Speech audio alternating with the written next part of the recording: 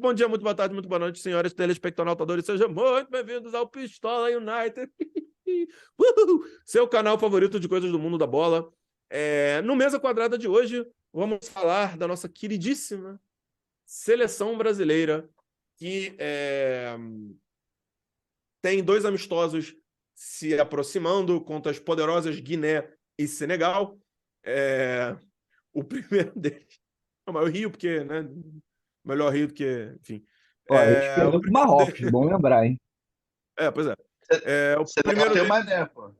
o primeiro deles neste sábado, às Não, 4h30, Senegal. horário de Brasília, contra Guiné. O jogo será em Barcelona. E aparentemente teremos 2 estreias no time titular, de acordo com o treino do nosso técnico interino. É sempre tão bom, né, falar que a seleção brasileira tem um técnico interino, tipo, dá um orgulho, né, assim, cara, única seleção, enfim. A escalação que o nosso técnico interino, a princípio, vai usar, de acordo com o treino dessa semana, será Alisson, Danilo, Éder Militão, Marquinhos e Ayrton Lucas, Casemiro, Joelinton e Lucas Paquetá, Rodrigo, Vini Júnior e Richarlison. Então temos aí as estreias de Ayrton Lucas e Joelinton. Também interessante comentar que, na ausência de Neymar, a camisa 10 da seleção será envergada por ele, por Vinícius Júnior. Meus companheiros de mesa, Gabriel, Davi... Rodrigo. A 10 tá com o Rodrigo. Pô, eu tinha lido no site do GE que... Eu confio A mais 10 em tá com o você, Rodrigo. Gabriel. Eu confio mais em você. 10 tá com o Rodrigo. Mas, Até pela Meu posição povo. no campo, né? Faz sentido. meu povo, e aí? A gente falou ali no início, mas o Gabriel falou, né, que a gente perdeu para Marrocos, mas Marrocos foi semifinalista da Copa. Já Senegal e Guiné, porra, se não ganhar... Metade do time do Marrocos não é realmente marroquino. Mas, enfim, isso aí é uma outra... O Paulista ganhou a Copa do Brasil. Pois é, o Santo André também. E o São Caetano chegou numa final de Libertadores. Então... Caraca, essa foi bizarra, muito bizarra. Os caras, enfim. o Paysandu ganhou do Boca lá na Bomboneira, pô. Tem umas histórias, Roube gol, tipo... porra. Roube então, gol. Roube gol. Mas, enfim, me parece interessante aqui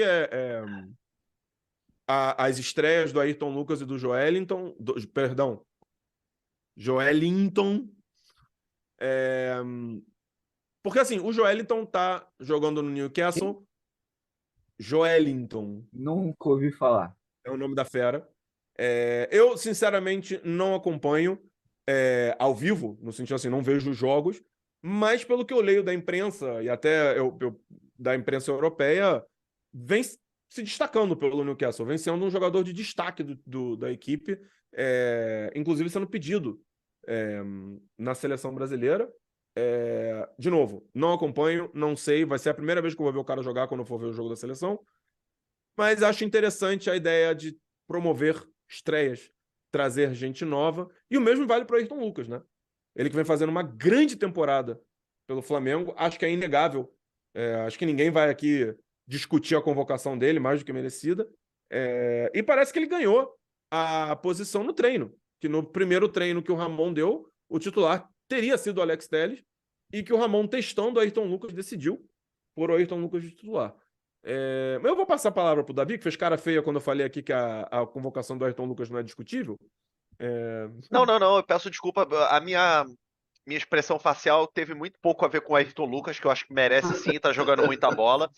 Ela tem mais a ver porque na minha cabeça eu fico pensando, inclusive quando você falou do Joelinton no Newcastle, da forma como a imprensa noticia o desempenho dele e tal, é que eu acho que o nosso desempenho tem muito pouco a ver com os jogadores. Então, a gente produz muito talento, mas se o time não é bem armado, se o time não tem um técnico que extrai o melhor dos seus jogadores, você pode colocar até lá o Ronaldinho Gaúcho, Ronaldo Fenômeno. Tá dizendo que o ramonismo não é bom só porque perdeu para Israel? Mas você usou uma expressão ali importante. Não tem técnico. Entendeu? Então, é isso. Eu acho que Você tem aí os próprios jogadores do Palmeiras que foram convocados, você tem o Everton, Rony, Veiga. Não é também de se surpreender que eles não consigam desempenhar na seleção, como não conseguiram desempenhar muito pouco no jogo contra Marrocos, e você vê a forma como eles desempenham no Palmeiras. Aí você vai dizer, não, mas no Palmeiras os adversários são mais fracos? Eu não acho que são mais fracos que Marrocos. Não. É que tudo depende o individual, ele se sobressai quando o coletivo funciona. Não dá pra achar que o coletivo não vai funcionar e um cara sozinho vai driblar o time inteiro e resolver a parada. Lógico, É muito, lógico. entendeu? Andorinha Então, não faz verão. O Messi faz. Que golaço que ele meteu hoje, tá? Olha, Mais só um rápido da parênteses. carreira. pô, Golaço não, mesmo. beleza. Mas aí- Mas o Messi não é uma andorinha. Mas eu acho que Porra. tem duas questões aí. Primeiro, realmente, o Messi não é uma andorinha, o Messi é um alienígena. Segundo, se você perguntar para qualquer analista de futebol daqui da Argentina, vai todo mundo falar a mesma coisa. O grande mérito que essa equipe do Scaloni tem, e a razão pela qual eles conseguiram ganhar a Copa, é que o Scaloni montou o time de um jeito que o time joga para o Messi. Sim. E assim, e você vê o Messi nessa seleção argentina, quando ele não tá com a bola em campo, o cara tá praticamente andando. E tá tudo certo. O time se Claro, posiciona de uma forma que o cara tem pode fazer. 35 anos, pô, também não vai esperar que o mas cara isso fique já correndo. vem. Isso já vem, assim. Eu acho que a questão é que, assim, também é o Messi, né? O Tite, ele até certo ponto fazia seleção pro Neymar. Eu não O acho, Parada cara. que ele fez com o Gabriel. Mas. Cara, o Gabriel Jesus. era auxiliar de lateral, sabe? Pra quê? Pra deixar o Neymar livre. Só que não era o Messi, é o Neymar. Sim. Eu Ah, ainda cara, acho, mas- eu ainda acho que quando ele coloca o time num 4-3-3, mesmo você não dando muitas responsabilidades pro Neymar, é inerente ao esquema tático, que é a ponta do triângulo ali no meio, que é onde o Neymar jogava com o Tite, ele vai precisar se sacrificar um pouco, correr e voltar. Não tem muito jeito. Isso faz parte do sistema tático. O Messi, não. O sistema tático da Argentina é um 4-5-1, que o Messi fica ali solto no meio campo para fazer o que ele quiser. Tem uma diferença. Olha só, praticamente. mas com todo respeito, eu vou ter que usar de exemplo, até porque ele é um dos nomes citados, né, para o cargo da seleção, que é o Abel Ferreira. O Palmeiras, quando joga no 4-3-3 também, com Rony, Dudu e Arthur, para não falar do Rony, que todo mundo já sabe que, porra, corre o jogo inteiro, o Dudu e o Arthur, eles auxiliam os laterais na marcação lá atrás também. O jogo inteiro eles parecem lateral também, indo e voltando. Volta quando tem que auxiliar na marcação e sobe para atacar. Então, assim, um dos grandes méritos do Scaloni, se a gente for lembrar, inclusive, de como foi a própria Copa e o início da Argentina com a derrota para a Arábia Saudita, em que ele modifica o time e coloca, se não me engano, o Enzo Fernandes, né, Exatamente. que estava no Na banco. reserva. Isso. Então, assim, não é somente você. Ele achou o time ideal após a derrota para a Arábia Saudita. Não, tudo Mas, bem. assim, a questão de união e coletivo também, que estava Sim. muito forte dentro da Argentina. E o Mas Brasil há muito tempo não tem esse senso de coletividade. Lógico, Há muito tempo. Como você mesmo falou. Para a ponta do triângulo ali, né? No caso do Palmeiras, do Rafael Veiga, poder ter um pouco mais de liberdade, os dois extremos precisam voltar para compactar a linha do meio-campo para ajudar na marcação. Senão esse cara fica vendido. Aí você vai falar para mim que o Vini Júnior fazia isso na seleção? Não fazia. Mesmo que O que eu não fizesse, sei, cara. O problema é quando você não faz de maneira coordenada. O que eu não sei, e realmente eu não sei, é se isso na seleção não acontecia, porque o Tite treinava a seleção para não acontecer, e daí vem o meu comentário de que eu sim acho que o Neymar tinha algumas responsabilidades defensivas naquele time do Brasil, ou se o jogador não fazia no campo aquilo que era combinado no treino, que também é uma possibilidade. Cara, eu vou te dizer, minha opinião pessoal é de que nunca faltou má vontade a nenhum jogador da seleção. Para mim, o que faltava era realmente organização de fazer de maneira coordenada. Se você sabe que você tem que fazer e todo mundo faz. Se você sabe que tem que fazer e todo mundo vai fazer de maneira organizada, isso vai dar certo. Agora, não adianta nada, por exemplo, você ter um cara como o Rony que corre pra caramba e o cara correr sozinho lá na frente. Se ele correr sozinho lá na frente, ele não vai pegar a bola nunca. Mas é lógico, eu concordo. Mas por isso que eu tô dizendo, esse meu argumento todo é pra botar a culpa no Tite, de novo. Como eu já fiz algumas vezes. Não é só entendeu? mandar os caras correrem ou transformar. Porque o próprio Arthur, que eu falei que ajuda muito na marcação, ele tá fazendo muitos gols. Desde que chegou ao Palmeiras, já fez 7 ou 8 gols. Né? Já fazendo mais gols do que fez no Bragantino uma temporada inteira. Em meia temporada, e menos disso, né? Porque ele jogou um terço da temporada, ele já fez isso pelo Palmeiras. E ele ainda assim é muito voluntarioso na marcação. Então, o próprio Gabriel Jesus, que a gente usou de exemplo, que o Tite matou ele não deixou de fazer gols porque ele ajudava na marcação. Ele deixou de fazer gols porque o Tite claro. destruiu a posição tática dele, não só forçando ele a defender muito, mas como colocou ele perdido num sistema de ataque que não tinha o coletivo. Sim. Não, e Então, outras coisas.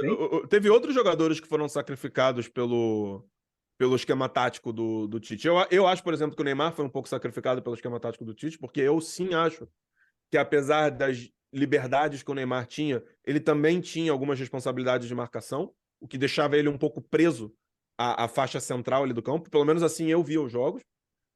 Isso, pra mim, é posicionamento tático. Isso não é óbvio que o Messi é o Messi e o Neymar é o Neymar. Eu não tô nem remotamente tentando colocar os dois na mesma prateleira, porque eu sei que não estão. Só que isso não é. Acho que não é discutível, não é debatível isso. Mas. E tudo isso para dizer que, assim, concordar com o que a gente está falando aqui. Não adianta. Pode convocar quem você quiser convocar, né?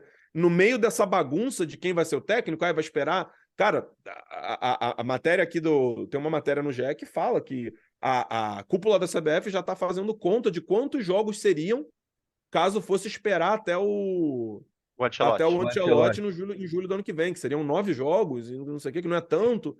Meu irmão. Se ele vier, né? Não, e desculpa, só mais um comentário que se serve de exemplo, já que a gente estava falando de Argentina e Messi, o próprio Sampaoli, né, cara? A gente tá falando aí do Messi, o próprio Sampaoli não conseguiu treinar a Argentina e tretou com o Messi. Sim. Então, assim, não adianta você ter o Neymar não é o Messi, mas não adianta também se no banco você não tem um treinador que entende o jogador e como tirar o melhor proveito dele. Exatamente. Mas eu acho que assim, cara, o problema nessa discussão, sempre que a gente colocar o Messi, é o quanto de exceção é o Messi. Eu não faço ideia, eu não soube de nada da época do Sampaoli, mas um chute seria que o Sampaoli estava pedindo pro Messi fazer alguma coisa que o Messi não queria. E o Messi é o Messi. O Messi faz o que ele quer, basicamente. Entendeu? Sim. Aí, assim, ele é muita exceção, cara. Ele é muito difícil jogar com o Messi. Difícil. O Dybala falou isso. Aí pro Dybala. O Dybala. Não, jogar com o Messi não, mas eu imagino que treinar o Messi deve ser difícil. Sim. Deve ter seus desafios. Hoje em dia, principalmente. Né? Mas assim. Se é difícil treinar o Messi, não cara. Nada. Imagina o treinador lá de Ronaldinho Gaúcho, Ronaldo, Rivaldo. Sim, mas, cara, de novo, a gente tá falando aqui de organização tática, que é o que tá faltando pra seleção brasileira. Então, assim. Mas eu não acho, Guzmão, justamente por isso. O Neymar, ele é mais jovem do que o Messi, correto? Muito mais. Sim. E o Messi ficou com total liberdade e ganhou uma Copa com 35 anos.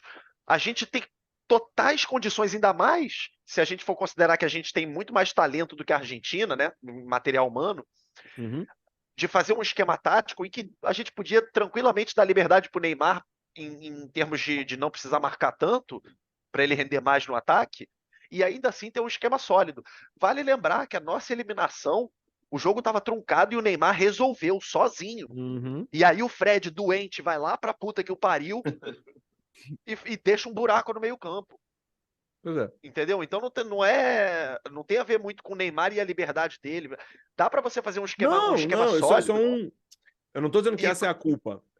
Entendeu? Não, eu sei, é porque como você tava falando que o Neymar não é o Messi, a gente pode até concordar nisso, mas o treinador ele pode dar a mesma liberdade pros dois e o sistema funcionar igual. Porque os dois são jogadores de qualidade. Mas aí agora eu faço uma pergunta. Olhando os principais jogadores brasileiros hoje, se você tivesse que falar assim, vamos montar o time da seleção em função de um jogador que vem se destacando muito, quem deveria ser esse jogador? O Neymar ou o Vini? Cara, o Neymar, eu acho que ele nem quer mais jogar futebol, tá? Cara, ele já fechou acordo de Cruzeiro do Neymar em pleno campeonato em andamento do fim do ano. Como é que você faz isso, cara? Eu vou te dizer o seguinte, eu não sei como é que o Neymar vai estar chegando para a próxima Copa. bem ou mal, né? Ainda tem 3 anos aí, 2 anos e meio até a próxima. 3 anos, né? Porque a Copa deve acontecer em julho, não é isso? Isso. Então, 3 anos até a próxima Copa. É bastante tempo para saber, para a gente ver como é que o Neymar vai chegar até lá. Ou se a gente vai ter que achar um novo camisa chegar, 10. Por isso. Mas assim, é... é só respondendo a sua pergunta, Guzmão, quem é o mais importante, assim, hoje quem joga mais bola, talvez o nome mais importante seja o Vinícius Júnior. Eu não Mas não perguntei dá quem é para. mais importante, eu perguntei quem tá jogando mais bola hoje. Então, nesse sentido, quem tá jogando mais bola, eu acho que é o Vinícius Júnior.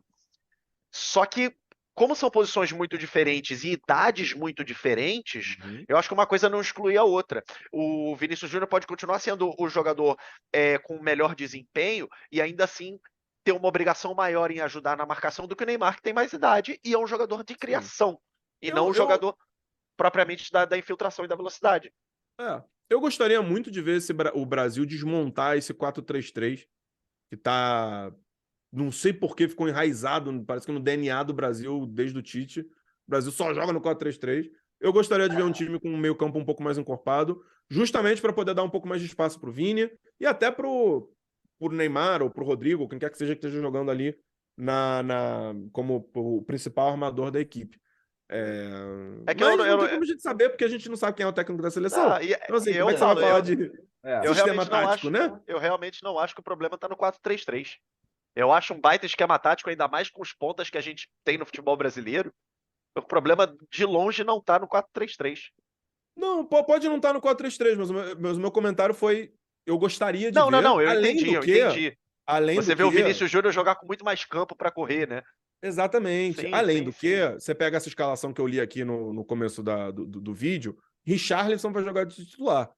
Porra, o que o Richarlison tá fazendo para merecer a titularidade da seleção brasileira? Com todo respeito. Não, e Richarlison falou tá com uma voltando de marra, você lesão. viu?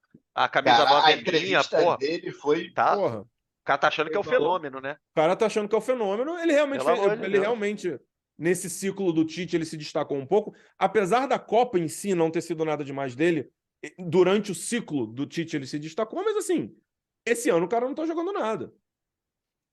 Eu acho, inclusive, que assim, ele não merecia a convocação. Muito menos ser titular. Eu acho que a convocação para você ter Minha opinião. como opção ali de referência, um cara um pouco mais forte, um 9 um pouco mais clássico, ok. Mas realmente de titular, concordo Ah, mas contigo. Não sei se... eu falo isso desde a época da Copa, quando a gente estava Sim. conversando. O A gente Richarlison não é. discutiu que o Richarlison, a posição original dele, inclusive, é muito mais caída. Exatamente. Gente, o Richarlison no Tottenham, ele joga de ponta aberto. Quem joga de 9 é o Harry É o Kane. Kane. O Richarlison não joga de 9 É. clássico Sim. no Tottenham. É outro jogador que foi tirado da posição pelo Tite para adaptar ele ao sistema do jogo. Só que funcionou. Realmente o Richarlison, em muitos jogos, foi o grande destaque do Brasil. Nas eliminatórias fez gol pra caceta. Mas assim, não é a posição original dele. Ou pelo menos Nem no Everton, não é a ele era o posição. 9. Ou pelo menos não é a posição pela qual ele se destacou no Tottenham, vamos dizer assim. Sim. Né? Por outro ou no lado, Everton, como lembrou o André. ou no Everton, exatamente. Por outro lado, assim, você acha que o Pedro tem que ser titular? Eu acho. Não, pelo futebol de hoje, não, tá? Eu também Pelo acho que não. futebol de hoje, não, mas tem algum outro 9 com as características do Esse Pedro? que é o problema. Entendeu? Mas aí a gente volta no ponto que você tocou. Precisa de um 9? Isso é uma outra discussão. Mas aí, pra gente poder discutir se o Brasil precisa de um 9 ou não, a gente precisa saber qual é mais ou menos a orientação tática que o Brasil vai tomar. De Ele novo, precisa de um técnico. precisa de um técnico. Entendeu? Por isso que eu falei. Por isso que eu falei porque material. realmente, Não, assim, claro. Material humano a se o gente time. tem. Material Só que- humano a gente tem. Só que, assim, a gente vai ter um técnico que vai preferir jogar num 4-3-3, num 4-5-1, num 4-4-2, num 4-1-4-1. Isso faz diferença na hora de escalar o time. Porque, por exemplo, da onde que o Richarlison ganha essa vaga titular? Pra quem não lembra, antes de viciar no 4-3-3, o Tite era viciado no 4-1-4-1. E o Richarlison, quando ele começou a jogar como aquele 1 lá da frente, ele foi muito bem. Mas por quê? Porque como 1 lá da frente, o cara tem espaço. Como 9 de um 4-3-3, ele tem menos espaço. Cara, é por isso que eu falo muito da questão do técnico, que o técnico extrai o melhor dos jogadores. Eu sou obrigado a puxar minha sardinha aqui pro clubismo de novo e falar do Abel. Hoje, eu vejo jornalistas falando, não, o Abel, ele o Flávio Prado, lá do Canelada, da Jovem Pan, por exemplo, Uhum. um doente mental, só pode. O cara fala, não, o Abel, ele é um treinador ok, ele não é um treinador espetacular, ele é um treinador ok, que só é o que é por causa do Palmeiras, que é um elenco fantástico. Cara, parece que esse cara não lembra que o Palmeiras contratou Luxemburgo, Filipão, Mano Menezes, tudo treinador de seleção brasileira, com os mesmos jogadores, e ninguém. Quem era Zé Rafael? Quem era Rafael Veiga? Quem era Rony? Tudo isso antes do Abel Ferreira. Você tá entendendo? Sim. Quem eram esses caras? O Scarpa. O Scarpa, ninguém sabia, botava o Scarpa pra jogar bola. Ninguém conseguia fazer o Scarpa jogar bola. O cara tava 5 anos no Palmeiras, ninguém fazia o Scarpa jogar bola. Então, assim, o treinador extrai o jogador. Ele extrai a capacidade do jogador. O Richarlison pode funcionar pra caralho de 9. Tudo vai depender pode funcionar pra caralho de ponta, pode funcionar. Por isso mesmo se o treinador for bom, o cara pode funcionar até de zagueiro. Mas por Só isso vai mesmo, depender do treinador. Mas por isso mesmo que eu concluí a minha linha de raciocínio falando. Essa discussão, ela acaba sendo extremamente subjetiva a partir do momento que a gente ainda não tem o técnico e não dá para saber qual é a linha. Né? Pensamento. Né? E eu não vou nem entrar na discussão de, mas a seleção deveria ter um DNA pré-estabelecido e o técnico adaptar-se a esse DNA e não o contrário, porque isso é uma discussão à parte. Mas, assim, neste momento, a seleção brasileira é um corpo sem cabeça. Né? Até a gente ter um técnico. Inacreditavelmente, é isso aí.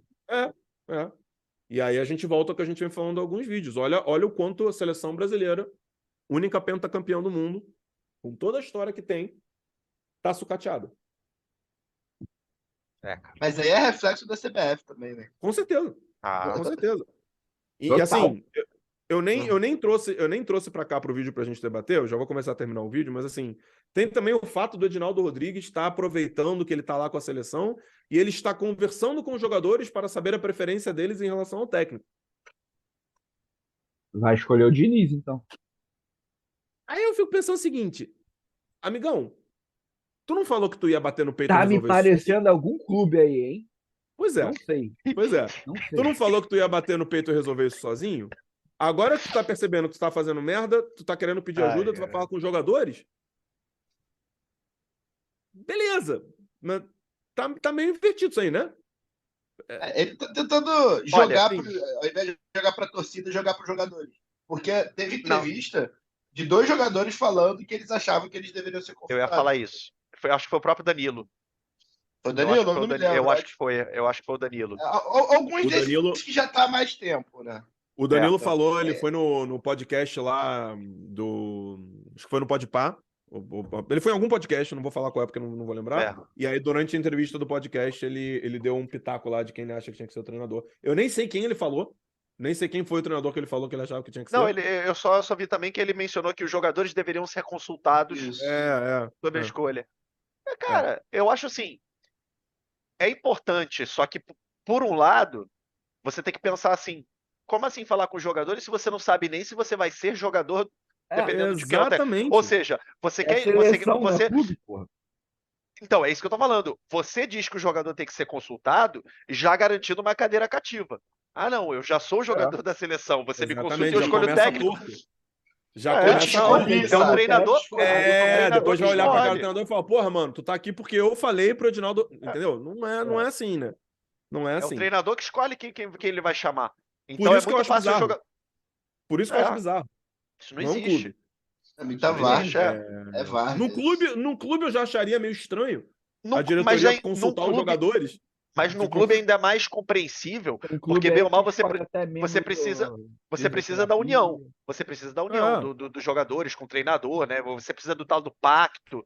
Ainda é um pouco mais compreensível, mas quando você fala de seleção, parece que você tá comprando cadeira cativa. Não, me pergunta quem que eu quero que seja meu treinador, como se eu tivesse vaga cativa na seleção. Pois é, mas enfim, a tudo isso, Edinaldo Rodrigues, lá da Europa, falou que até o dia 30 deste mês, ele terá uma decisão em relação ao Ancelotti. Essa decisão pode ser a contratação imediata, pode ser desistência, ou pode ser esperar pelo cara até julho do ano que vem. Então, assim, a Eu gente não vou sabe o que vai decidir que vou acontecer. esperar. Exatamente. Então, assim, À espera e de aí milagre. tá a fofoca lá que o Jesus tá começando a mexer os pauzinhos dele por trás do bastidor da seleção, e não sei o quê, o Dorival Júnior, o Diniz, e que o Abel já foi consultado, ele tinha dito que não, mas, enfim, a Só vamos jogar no confusão ar, hein? Filipão falou que generalizada. pode sair da aposentadoria. Cara, Pode ir embora, aliás, Arábia Saudita. aliás, é surreal. Mas, A gente tinha falado um pouco também da outra vez do Jorge Jesus. É surreal que a seleção cogite o Jorge Jesus, e eu já dei minha opinião sobre isso, que é o saudosismo do que ele fez no Flamengo, quando nem a Surreal não é, própria. James. Não, mas peraí, Surreal. eu vou falar por quê. Vou Se o falar por quê. Fernando Diniz é cogitado, Não. Que é outro surrealismo. Um então, surrealismo não nega o estamos outro. falando da CBF. Mas é isso que eu ia falar. Quando nem a seleção de Portugal cogitou o Jorge Jesus. Eles foram atrás de um espanhol pois é, antes de pensar no Jorge Jesus. pois é. A gente podia estar falando de Mourinho. A gente não está falando de Mourinho e está falando de Jorge Jesus. É surreal. Pois é. É surreal. E, enquanto isso, ficamos nas mãos do ramonismo. Glorioso ramonismo que perdeu para Israel. Deixa Perdeu ele. para um monte de falafel e shawarma. É isso Porra, aí. Mas, meu povo, como sempre, a gente quer saber a opinião de vocês. O que vocês acham dessa escalação da seleção brasileira? Das novas convocações? Quem que vocês acham que tem que ser o próximo técnico da seleção brasileira? Deixa aqui embaixo nos comentários. Esse sábado, 4h30 da tarde, horário de Brasília, em Barcelona, Brasil e Guiné. Jogão de bola pra gente acompanhar. Haja coração, como diria nosso amigo Galvão Bueno. Mas muito obrigado pela audiência de todo mundo. Como sempre, não deixe de se inscrever no canal, deixa seu like, ativa o sininho para receber todas as notificações. Nós somos o Pistola United, busca a gente em todas as redes sociais, @Pistola United, é só buscar lá que vocês vão achar a gente. Estamos no TikTok, estamos no Instagram, estamos no Twitter, @Pistola United, procura lá. Ajuda a gente a divulgar o canal, estamos chegando nos 100 inscritos no YouTube. Mas é isso, meu povo. Eu sou o Guzmão, ele é o Gabriel, ele é o Davi, ele é o André. Muito obrigado pela audiência de todo mundo. Nós somos o Pistola United. Nos vemos no próximo vídeo ou live. E tchau.